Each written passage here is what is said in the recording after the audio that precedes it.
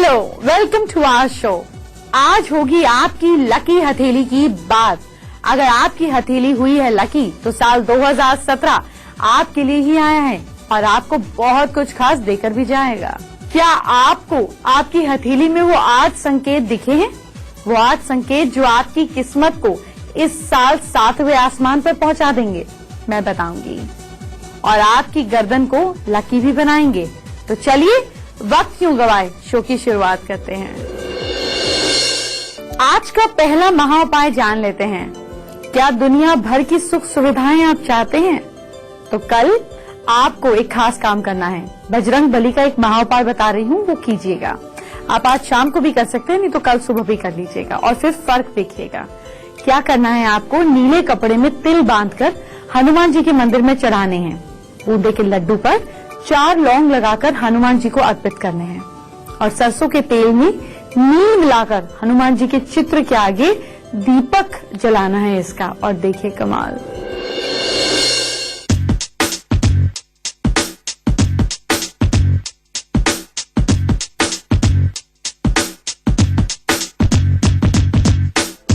आज मैं आपको 2017 की लकी हथेली के बारे में बता रही हूँ। चलिए अब आपको एक खास चीज बताती हूँ। अगर आपकी लाइफ लाइन, ये जो अंगूठे के साथ में गोला होता है ना, यहाँ से कोई लाइन निकले और साथ साथ ये आपकी भाग्य रेखा है, इसके साथ साथ भाग्य रेखा के साथ चले, तो इसका मतलब लाइफ में आपको खूब सक्सेस मिलेगी, आपको अच्छी ग्रोथ मिलेगी। बेसिकली क्या हुआ कि आपकी जिंदगी में आपको पैरेलल सपोर्ट मिल जाएगा, आपको आउटसाइड से सपोर्ट मिलेगा, यानी कि 2-2 किस्मतें हो गई ना, तो आपको आउटसाइड सपोर्ट मिलेगा जीवन में अपने एम्बिशंस को पूरा करने के लिए। ये तो हुई एक सिचुएशन। अब दूसरी सिचुएशन देखिए। ये आपकी लाइफ लाइन है ना? ये आपकी लाइफ लाइन है। अगर आपकी लाइफ लाइन से लाइनें इसको काटती हुई नीचे की ओर जा रही हैं ऐसे, तो इसका मतलब ये आपके जीवन में दुख और परेशानियों को दिखाता है। लेकिन अगर ये लाइनें नीचे की ओर ना जाकर आपके लाइफ लाइन से ऐसी कोई लाइनें ऊपर की ओर जा रही हैं, तो ये आपको सडन सक्सेस, उस एज में प्रॉफिट और अच्छा लाभ दिखाता है। मतलब अगर रेखाएं ऊपर की तरफ जा रही है, फिंगर्स की तरफ, तो वो पॉजिटिव मानी जाती है, बेनिफिट देती हैं। लेकिन अगर नीचे की तरफ जा रही हैं तो ये आपको दुख, तकलीफ, परेशानियां, इस तरीके की सिचुएशन दे सकती हैं। एक और सिचुएशन होती है। यूजुअली जो आपकी लाइफ लाइन है ये अंगूठे के इस पार्ट से शुरू होती है।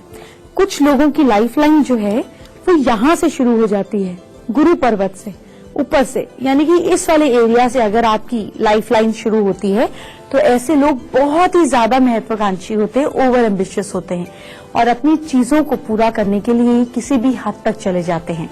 ये बहुत पॉजिटिव साइन नहीं है, क्योंकि ये फिंगर जो है ये ईगो की फिंगर है ना, हम ऐसे किसी को बोलते हैं कि खबरदार।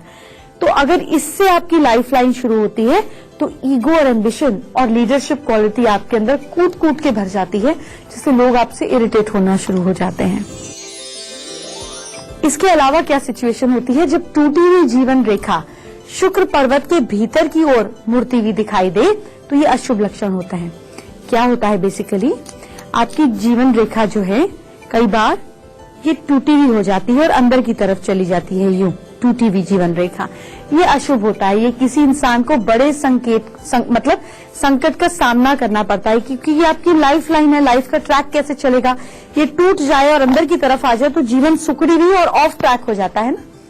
और एक बात याद रखना कि जीवन रेखा अंत में 2 भागों में अगर डिवाइड हो गई है तो इंसान की मृत्यु जन्म स्थान से दूर होती है।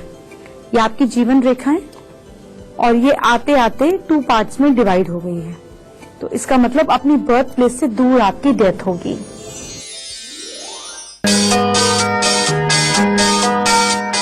मेरे रंग में रंगने वाली परी हो या परियों की रानी, या हो मेरी प्रेम कहानी।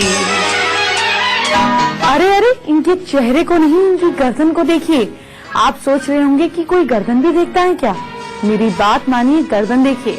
गर्दन देखकर आप किसी की भी शख्सियत के बारे में पता लगा सकते हैं। कैसे? मुझसे जानिए। अगर किसी की गर्दन मोटी है तो समुद्र शास्त्र के हिसाब से जिस इंसान की गर्दन नॉर्मल से ज्यादा मोटी होती है, यानी कि चेहरे के हिसाब से एक्सेस मोटी दिखती है, उस पर आसानी से भरोसा नहीं किया जा सकता। ऐसे लोग क्रोध करने वाले होते हैं। ऐसा होने पर इनमें अभिमान भी आ सकता है।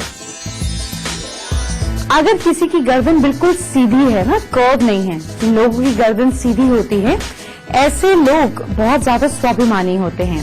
साथ ही ये लोग समय के पाबंद होते हैं, डिसिप्लिन होते हैं। जब नहीं बोलते अकड़ी हुई गर्दन, बिल्कुल ही सीधी गर्दन होती है, तो उनके हाई मोरल्स होते हैं। इन पर आसानी से विश्वास किया जा सकता है। मतलब हम जिसको बोलते हैं बिल्कुल अकड़ी हुई स्ट्रेट गर्दन, है ना। लंबी गर्दन, अगर गर्दन नॉर्मल से ज्यादा लंबी हो, बड़ी हो, तो ऐसे लोग अक्सर बातूनी होते हैं, मंद बुद्धि होते हैं और साथ साथ थोड़े से चापलूस टाइप भी होते हैं। ये अपने मुंह में या मिट्ठू बनते हैं, मतलब अपनी ही तारीफ इनसे कराते रहो तो ये ठीक रहते हैं। अब अगर किसी की गर्दन नॉर्मल बॉडी हाइट के हिसाब से ज्यादा छोटी हो, तो ऐसे लोग अक्सर कम बोलने वाले होते हैं, मेहनती होते हैं, कंजूस होते हैं और हम ये बोल सकते हैं कि घमंडी भी होते हैं। ऐसे लोगों का फायदा दूसरे लोग उठाते हैं, मगर इन्हें जरा भी पता ही नहीं चल पाता। कई बार लोगों की सूखी गर्दन होती है, मतलब मांस ही नहीं होता, फ्लैश ही नहीं होता ऐसी गर्दन में, और नसें भी बिल्कुल स्पष्ट दिखाई देती हैं। ऐसे लोग अक्सर सुस्त, कम एम्बिशियस होते हैं, हमेशा बीमार रहने वाले भी होते हैं, आलसी, गुस्से वाले, कम समझ वाले होते हैं। ये नॉर्मल स्तर के लोग होते हैं, एवरेज, और अपने जीवन से संतुष्ट भी होते हैं। कईयों की गर्दन ऊंट जैसी होती है, ऐसी गर्दन पतली और ऊंची होती है, पीछे हल्का सा कुप भी होता है। ऐसे लोग आमतौर पर सहनशील और मेहनत करने वाले होते हैं। इनमें कुछ लोग बहुत ही ज्यादा, हम ये बोल सकते हैं, करेजियस भी होते हैं, या पूरी तरह से निछावर, सरेंडर भी होते हैं। ये अपने हित में लगने वाले होते हैं, मतलब जिस काम की धुन लगी तो लग गई, और समय आने पर किसी भी हद पर जाकर सेल्फिश भी हो सकते हैं।